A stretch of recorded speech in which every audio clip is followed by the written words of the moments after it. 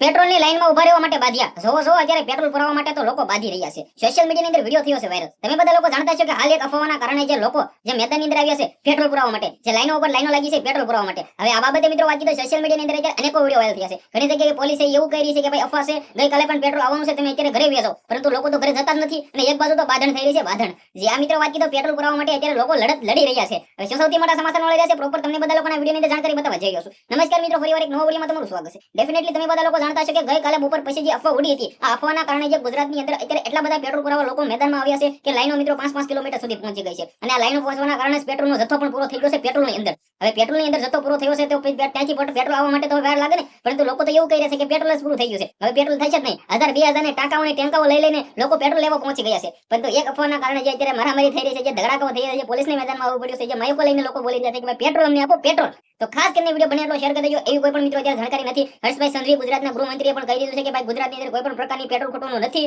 હજી 74 દિવસ સુધી ચાલે એટલું પેટ્રોલ ગુજરાત પાસે છે. કોઈ પણ લોકોએ ડરવાની જરૂર નથી, ગભરાવાની જરૂર નથી. કોઈ પણ લોકો લાઈનો અત્યારે કરે નહીં, પરંતુ લોકો માનવા તૈયાર જ નથી કે ભાઈ પેટ્રોલ તો પૂરું થવાનું છે. જેવી રીતે ગેસ પૂરો થયો એવી રીતે પેટ્રોલ પૂરું થવાનું છે.